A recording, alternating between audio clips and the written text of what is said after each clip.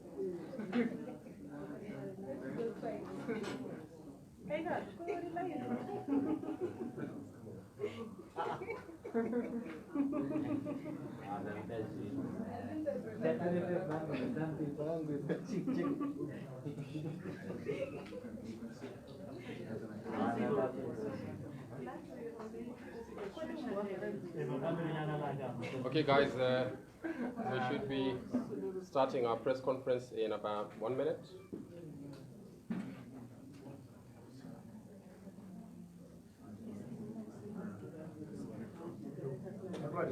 Ayo, wacha ya pan mai sama. Nachukua ni.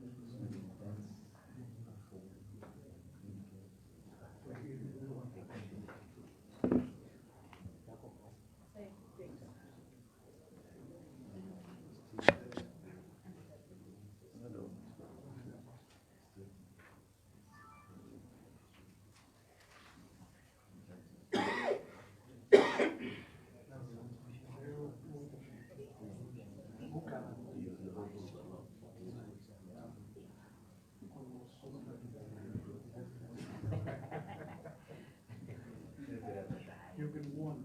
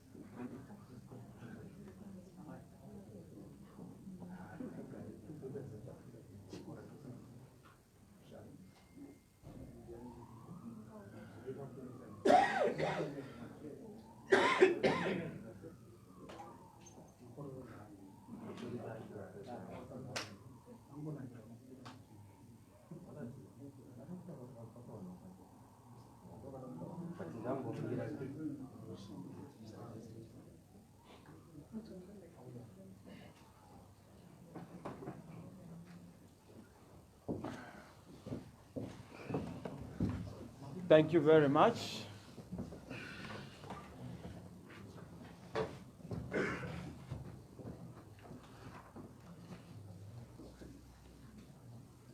Thank you guys for coming. Mr. President. Thank you. Good evening, ladies and gentlemen. I want to appreciate your coming to this very important press briefing. We are going to have one such press briefing, I think sometime later, tomorrow or the day after. But this is a very important briefing, especially in the context of our expression of sincere heart condolences to the families and relatives of those who lost their lives in circumstances that were beyond their own control. You are aware of the military operation, which was unnecessary. As you may know, Zimbabwe is not a police state, neither is it a military state, but we did see a lot of our armed soldiers targeting unarmed civilians, unprovoked, without any justification for doing so. The brutal force that was used on unarmed civilians is something that is unacceptable and deplorable, and there is no justification whatsoever. Even if you say that the citizens had done whatever they did, there was no reason for the kind of violence that we saw. The demonstrations were not actually being carried out by the MDC. They were not MDC Alliance demonstrations. They were citizen action, and we have no control whatsoever on all the other citizens because they are independent in whatever they do. But what is shocking for us is for Mr. Mnangagwa and his colleagues in ZANU-PF to try and apportion blame. This is not the time to apportion blame. This is the time to own up. The people who fired onto these civilians were not MDC Alliance. The soldiers who did what is unlawful and what is against all human rights dictates did this without the authority from the MDC. The MDC does not, and we do not have the command of our military elements. So clearly, we want government to take this matter into its logical conclusion by making sure that they investigate on who gave the authority for soldiers to do what they did. And those who killed people, what is going to happen to them? Because that is the normal realm of people in the law and order through the police and not the army. So we want to take this upon Mr. Mnangagwa. He has said that this thing has to be accounted for by the MDC. We are saying that we have a government in this country, and that government has to account for the kind of excesses that we encountered yesterday. In fact, this kind of violence is the state-sponsored violence we have seen over the years, buffeting and affecting our country, and this is why we want this issue to be dealt with. I had occasion this afternoon to visit all the victims at the various hospitals, and also to meet with the members of the deceased, their family members. They told me very, very weird stories. In fact, none of them is actually a member of the MDC Alliance. These are ordinary citizens who are actually doing their own venting, some were even just doing their own things in town, who became victims. And that says a lot about the kind of stubbornness that we have in this country. So yes, that's the first issue. The second issue is to do with the issue of the Zimbabwe Electoral Commission, which has undermined its own independence and transparency and even credibility in terms of the delays that are necessary in releasing the results. One wonders why ZEC has failed to release the results of the presidential election, especially in the context that they knew the result by Monday night. They actually knew the result, because when you are counting results at a polling station, you start by counting the results of the presidential candidates. So they got the results of the presidential candidates at constituency level across the whole country. And we know those results by now. So, you know, announcing is just a formality. We know the results, and we have the confidence that if the result is confirmed, we are in a good position to proceed to celebration. And we've said this because this is known by people. And we've not gone to announce a result because we know that announcing a result is illegal and unlawful. And we don't want to do things that actually tear apart the law. We have been patient, because patience is our virtue, not violence. We have never been violent in our approach. We believe in patience, and this is what we are trying to pursue, and this is what we are trying to deal with. So we are, again, happy to say that we engaged ZEC this afternoon on the delays, and we have also raised concerns, because they have a server. On this server, they have correct and authentic results, but they've gone on to create another extra platform, an Excel platform, where it is easy to manipulate figures. And we understand that they want to manipulate figures. So we said to our team, don't be part of the Excel platform, because they already have the figures through radio and police communication, through the V11 forms, V23 forms, and V24 forms. So the outcome is there. And we accepted the parliamentary election, even with all its weaknesses, with all its imperfections. They must also accept the presidential election, rather than to seek and manipulate that result, as we know from our intelligence they are trying to do, so that they try to give ED an edge, either of a runoff, or to say that he has slightly gone ahead of us. But it's clear that in all the results across the whole country, where ED Mnangagwa was not winning, his candidate would win, ZANU-PF. So that's why there is a parliamentary majority of ZANU-PF, particularly in the rural areas. But there are areas where, in the rural areas, our MDC Alliance MP candidates would not win, but would win resoundingly. And in winning resoundingly would not leave ED Mnangagwa, would also defeat him resoundingly. So those results are clear. They give us a popular vote, which popular vote, we have no doubt, has to be confirmed by ZEC, but we wait for the results to be announced by ZEC, but we've taken them to task on these issues. In fact, our team of legal experts this afternoon had a stalemate with ZEC, because ZEC did not want to have us have access to the server so that we can audit the trail of the votes. They said that they don't have a server, so we've written to them to say, but you're saying you don't have a server. Here's the server. This is where it is, because we use GPS to locate that server. So they were dithering, and they are still dithering about it. Why they want an Excel? An Excel does not have an audit trail. In Excel, somebody can just punch figures, and those figures can just be changed at any time, because it's just a matter of punching figures. So we've said, look, that Excel platform is not an authentic platform. Let's go to the server, let's go to the V11 forms, and let's also go to the returns that we have, because we also have our own returns. At a constituency level where we do the tallying, there's an MP candidate, there's an agent, both of them have results. So we have a national tally for the whole country. And we are saying we need to then compare to see the validity and genuineness, or even authenticity of your result before we go on to announce. But it would appear that there's a lot that is taking place. we are obviously going to engage more ZEC to make sure that there is a credible outcome in terms of the presidential election. Thank you very much. I'll take 3 questions at a time. 1, 2, 3. Just want this side now come across the room. Name, organization, then the question, please. Chamisa from the Independent in London. So Chamisa, you have criticized the electoral process before. ZEC said that they're going to announce the result of the presidential election tonight, starting from 10 o'clock. But if ZEC awards the presidency to Mr. Mnangagwa in the first round, what will you do? And secondly, what do you think the reactions on the street are going to be? And can I ask a supplementary, possibly, which is about the shootings yesterday, and you said those who had ordered it should be brought to account. Now say, hypothetically, Mr. Chamisa, that was whatever the vice president. Would you want him to be charged? It's not about the hierarchy. It's not about the authority of the individual. It's about the culpability in a criminal matter, in a human rights abuse, in a humanitarian issue. So we want this matter to be sorted out. In fact, President Mnangagwa must be able to tell the public who issued the instruction to fire live bullets on innocent citizens. Because this is a serious issue. You are having an army being unleashed onto civilians. What are you doing?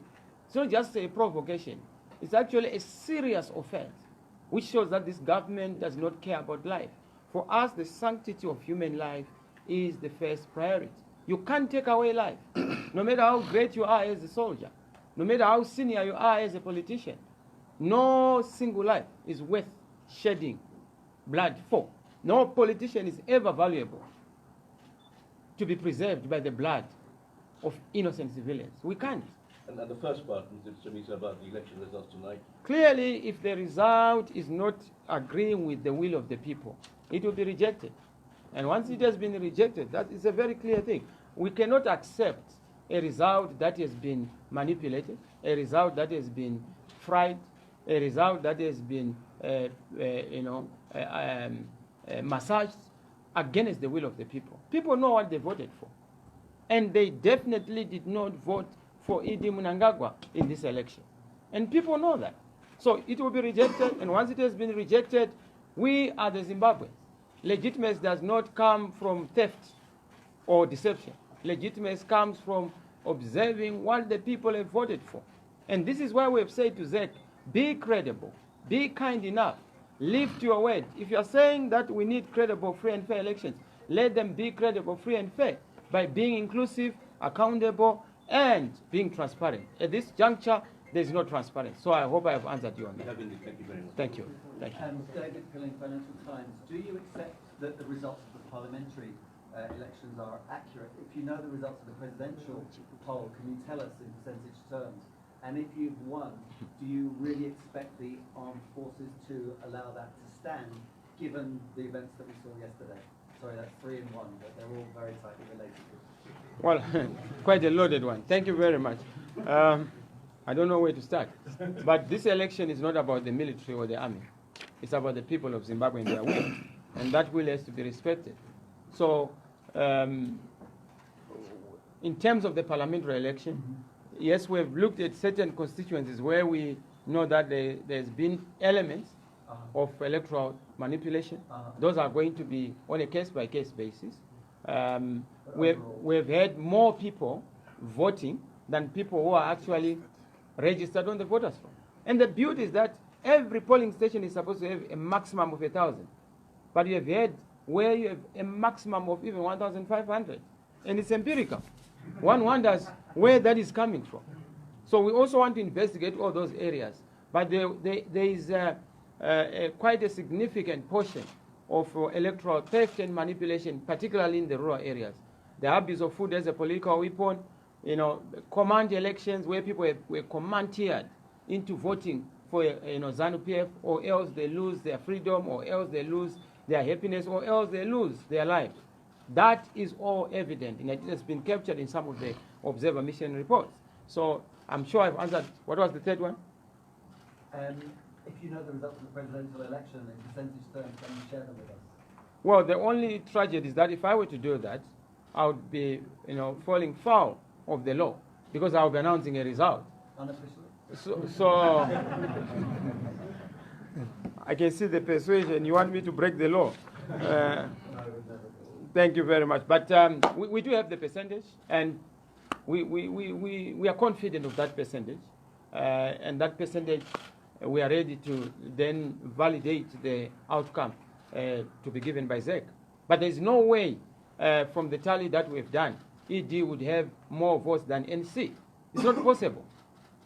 From just a cursory analysis, any other thing that would bring ED ahead of NC is just outright fiction, which would have problems, to be accepted. Even if I want to be magnanimous, magnanimity has limits. You can't be magnanimous in deception. It's wrong. Because I'll be cheating the people who voted. It has its own limits. Yeah. Mr. Chamisa, I just come on France 24. I have two questions for you. The one, you say, if the results do not reflect the will of the people, Sure. it will be rejected. Sure. What do you mean by rejected? Will you go to court? The second question is, according to President Mnangagwa's Twitter account, he met with you to discuss what happened yesterday. Did that meeting take place? And did you by any chance discuss forming a government of national unity? Oh. That's so bizarre and shocking. It's not good for me to invalidate or respond to Mr. Mnangagwa's tweet, but I did not meet Mr. Mnangagwa. I have not met him. I've sought to meet him 6 times. He has been unwilling and unavailable, even out of just courtesy, for us to build the country going forward. I suppose that is just doing it for his own PR, but it is something that is deficient in veracity. I don't know if he met my shadow. I'm here to consult, but he did not meet with me. As a matter of fact, I can tell you, I'm caught in between. I don't want to embarrass my colleague, but he did not meet with me. If he said he met with me, he did not. I was tempted to respond via Twitter, but I said, look, let me be the bigger man in the room. We can't all be boys. So yeah, we did not meet. I respect him, and I hope that he respects also my space by not alleging things that did not happen. What happened, though, is that the Minister of Police, Minister Obed Mpofu, rang me in the afternoon to say there is violence in the city. Can you restrain your people? Because we are being provoked as ZANU-PF. I said, look, why are you confrontational and condescending? Which people do I have? He says there are people who are demonstrating. I said, so who told you that every person who demonstrates belongs to me? He says, no, they were chanting your name. I said, but chanting my name does not mean anything. So with that kind of a conversation, he says, yeah, there are people who are demonstrating. I said, look, I'm not in town, but I will check who is demonstrating. If they are our people, we'll try to restrain them. But we don't have demonstrations that are not sanctioned. We always inform the police. Maybe they're just civilians or citizens that, no, please, talk to them and manage. We work together in the inclusive government. That was the context of the discussion. At no point did we talk about a GNU. At no point did we talk about Mr. Mnangagwa having sent him. It was him, out of courtesy, checking with me, and I gave him my response. He actually said that Minister Chiwenga wanted to have a chat with me. And I said, look, what are we talking about? Because I'm told that the army has been deployed. So you must withdraw the army first, instead of talking to me about things that I do not know about when the army... That was the context of the discussion. Nothing more, nothing less. So this whole talk about the GNU is nowhere near. You said, what are you pursuing? The first question was, if the results do not reflect the will of the people, it will be rejected. What do you mean by that? Exactly what I'm saying. When I reject it, it's as simple as that. Will the matter go to court then? Well, look, the court is just a route. But for us, it's a very slippery route because of our circumstances, our historical issues. When you go into the court, you are just walking into the lion's den. But we are not about to be a meal for lions. Okay. So we are very circumspect in the route that we are going to take. Over here. Over here. Here. Yeah. And here.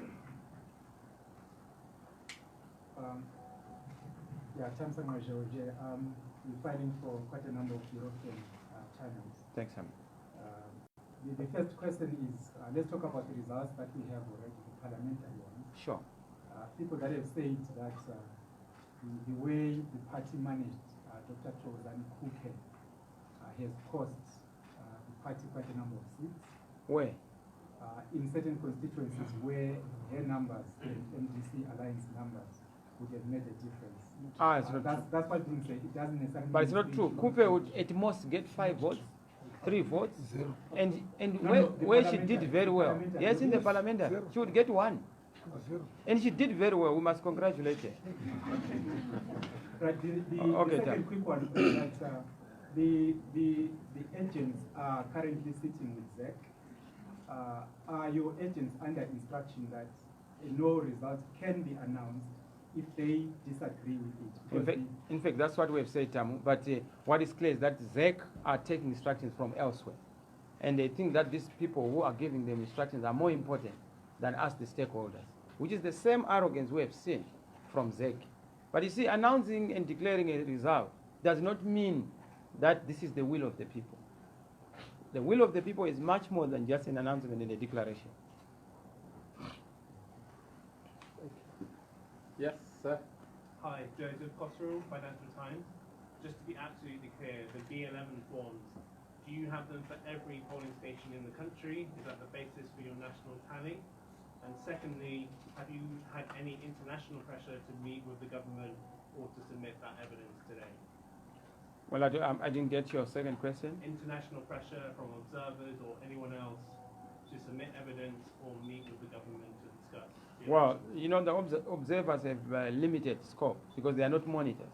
So they can only do so much. But we've raised these issues with the observers. In fact, I was just meeting with Chamisa, with the AU just now, and I gave them that kind of information in terms of our disagreement with ZEC on the tallies. We do have our V11 forms. We do have our alternative tally per constituents, per ward, and per polling station. And it's very clear. It's known. In fact, even if we didn't have as a party, for argument's sake, all the citizens across the whole country do have those results.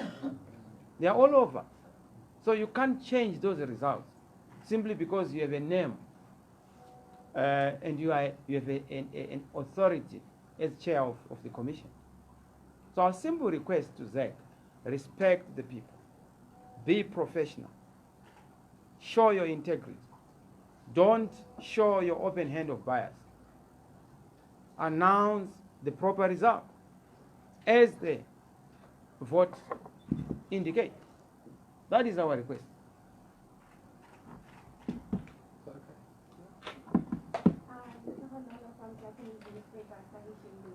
I wanted to ask, will you have another press conference after the results have been announced tonight?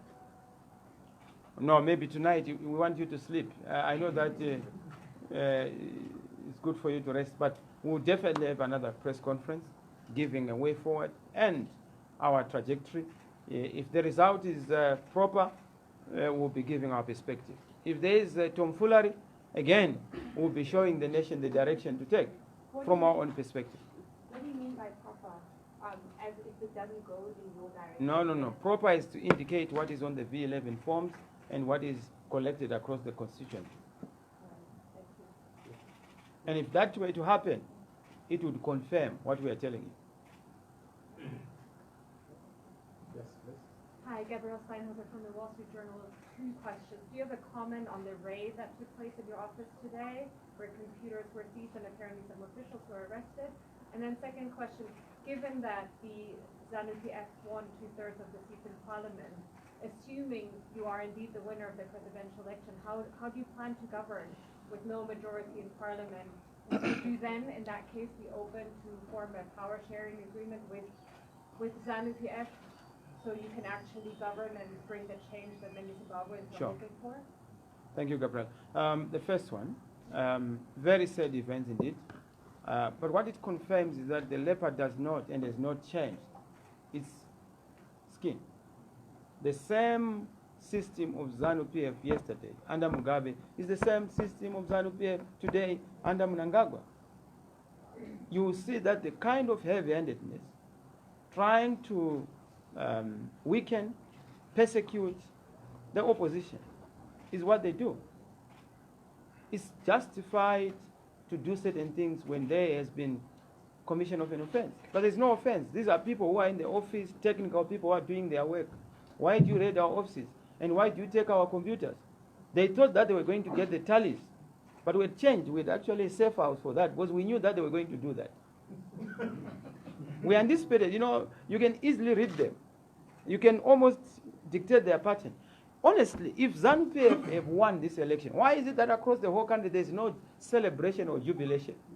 What kind of a celebration or victory is it that when you win, people have to go into a pause mode and a silent mode? Not only that, you send tanks, you send guns, you send bullets to citizens who have voted for you. Can't you see that is a contradiction in terms? Why do you kill people who have voted for you? Why do you kill people who love you or whom you love? It tells you a big story about the manipulation of the vote. Even in the rural areas, the parliamentary majority is fictitious. I can tell you this. I mean, it's all manufactured because they have almost an all-pervasive control of the electoral process, compounded by being in bed with ZEC to manipulate the will of the people, particularly in the rural areas. So you must understand, when I say, yes, we removed Mugabe, but not Mugabeism. Yes, Mugabe is gone, but his system is intact. In fact, it has perfected his art. The danger with this Mnangagwa is that Mnangagwa tells you love, but gives you hate. He talks light, but walks darkness. That's the problem. Deception. He will give you a ruse to say Zimbabwe is open for business, when he knows that all he wants is to open Zimbabwe for looting. Those are the issues. And you must know the inconsistency. That's why it says the leopard has not changed its skin and spots. The second one. Yeah, how will you govern if you're indeed the... Very well. Governing does not need parliament. I will govern very well. Government does not need parliament. No, does not need a majority in parliament. Don't you want to change laws? Don't you want to... When you want to then pass change a budget? legislation, you then have to go into some pacts to make sure that certain legislation passes. So you would not do any power sharing if you are the president? You do idea sharing. Thank you. There are journalists who have just come in here. Anybody has a question on this side? No? Okay. I'm Maggie from Baskot TV. Yes, Maggie. Yes. I wanted to ask, when violence erupted yesterday, Sure. where were you? And also, why didn't you come and try and tell the people to stop? I know you said they were not your people, Yes. but I'm sure they would have listened to you. Well, I was very far away. I know you would want to know where I was, Maggie. But I think for some other time I will tell you. But I was not around. And actually, I received the call when I was out of town. And I just had to respond. I tried to then check who was on the ground. But clearly, it was not an MDC program. You know, I checked with the organizing secretary here present. I checked with the youth leadership.